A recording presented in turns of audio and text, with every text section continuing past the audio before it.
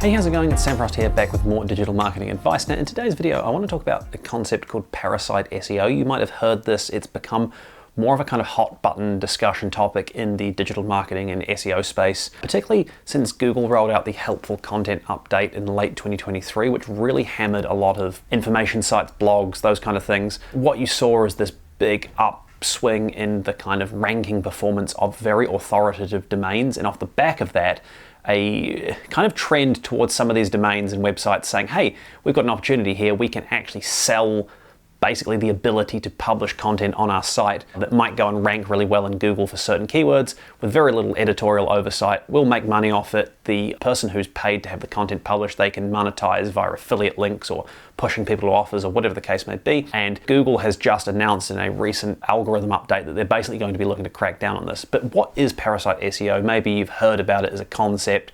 You're not quite sure. Long story short, Parasite SEO is where you leverage somebody else's website to try and rank your content for a particular keyword. And it's not a new concept. In fact, it's how I got my start in digital marketing way back, and I think it was about 2006, 2007, something like that. It's a long time ago. I was at high school. I came across this website that was promoting something that at the time was called the bum marketing method. Bum as in I think it's like the American word for sort of homeless person or tramp. And the idea behind that term was that it was such a sort of freebie method that anybody, even if they were homeless, could go and use the local library computer and do this thing. I'm not necessarily agreeing with the naming, but that's why it was called the bum marketing method.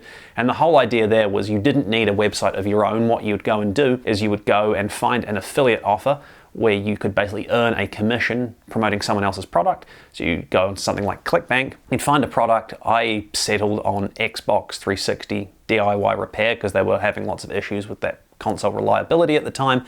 And you would create content on keywords like how to fix your Xbox or Xbox 360 not working or whatever. You create content, you'd go and publish those articles on what were called article directories. ezinearticles.com was one of the big ones, or there were like sort of Web 2.0 sites that were coming in at the time, things like Hub Pages or Squidoo. Those websites, they would all have really authoritative, strong domains. And so what you would be doing is basically like a sort of parasite clings to a host. You would be leveraging, piggybacking off the back of these strong websites. You would publish content around specific keywords, that content would rank, and it was kind of like a symbiotic relationship, like a parasite and host sometimes, in the sense that eZine articles or Squidoo or Hub Pages, they would get traffic to their site and they could monetize that traffic with display advertising and take a cut, but then you had the ability as the content creator to push people off to affiliate links or your own website or try and turn them into real world customers or whatever it is you wanted to do. But effectively you were sort of the parasite clinging on to this strong host, and that concept has continued, and that's really what Parasite SEO is. Now, the original Parasite SEO with things like article directories, Squidoo, Hub Pages, that all got knocked on the head by Google, and I think it was either the Penguin or the Panda update. I always get the two mixed up. That was about 2010, 2011 that happened, but Parasite SEO has really continued since then in different guises. It's not a specific strategy unto itself in the sense that there's only one platform where it works. What it is about identifying websites that Google ranks well for keyword searches and then finding how you can get your content on those sites. So something like YouTube you could potentially look at as a Parasite SEO opportunity. You can register a YouTube channel for your business for free. You can go and target keywords.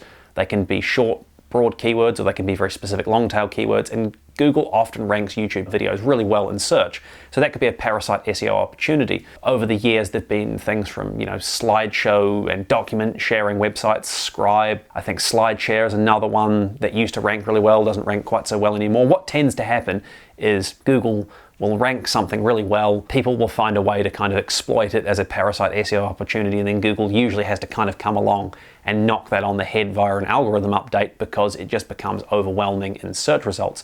And so what we've seen more recently with Parasite SEO is the trend more being towards authoritative websites, such as news websites, whether they're regionally focused or nationally focused or industry focused, offering the ability for you to pay to publish content with no editorial oversight on that website. So there are sites like Times of India as an example, where basically you can come along and pay to have an article published on that site, and they'll publish pretty much anything on any topic, as long as you're willing to pay the admission price. And the whole idea is that that website gets money. They can charge you money to publish the content, and then you as the Parasite content publisher, you can rank more likely on Google for competitive keywords, best payday loans in Auckland, New Zealand, or whatever the keyword is that you want to rank for. It's much more likely that that site's going to rank than if you set up your own website and you can push people off to your offers. And it's kind of like a symbiotic relationship once again. But Google is always kind of on the lookout for how this is being done, and they've just announced in an algorithm update or pending update that they're going to be basically giving warning to their sites saying you've got to stop this practice or we're going to demote your content.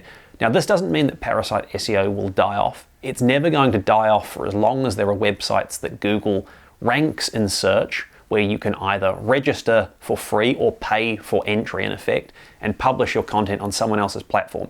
So this current method of paying to go on news websites, for example, as a means of Parasite SEO, that might die off. But the next thing will pop up. It might be that social media profiles, for example, start ranking really, really well in Google. In fact, I often see TikTok profiles ranking in Google. And so next thing you know, everybody's building keyword-targeted TikTok profiles. You know, how to train your dog to stop barking becomes a TikTok profile, and you rank that. And then you use your bio link to push people off to your affiliate offer or your business website. So Parasite SEO as a concept is unlikely to die off. It's just that there's this kind of constant rolling evolution of what actually works at a tactical level within the context of that concept. So hopefully that gives you a bit of a sort of rundown on what Parasite SEO is. As to whether you should do it or not for your business, it kind of depends on what you're looking to achieve. I think for a lot of smaller businesses who don't have big budget to invest in SEO, in paid digital ads, there is actually some opportunity in Parasite SEO. I've seen clients do really, really well by taking a question that their prospective customers are searching in Google where there's decent volume behind that keyword, creating content, then distributing that content as podcasts, YouTube video, social media content, maybe even paying for things like press releases and so on, and doing it in a really legitimate fashion. And it can actually be very, very effective and cost effective as well. So you generate leads and sales, and you're also doing so without having to spend too much money. But equally, a lot of the focus of Parasite SEO is more on kind of that quick and easy, dirty, how do you get something ranking quickly on Google where you can push people off to an affiliate offer, and it's easy come, easy go. Once Google knocks that opportunity on the head, it's like whack-a-mole, the next one pops up and you move on to that. So it's very dependent on what your business is actually trying to achieve, your kind of overall business strategy, how much you've got to spend on digital advertising and marketing and so on, as to whether you should do Parasite SEO or not. But certainly things like YouTube, for example, are a great opportunity for just about every business, I would say. So hopefully that gives you a bit of a rundown on what Parasite SEO is. If you've got any questions, please do leave a comment below. Thank you for watching, and I'll see you next time.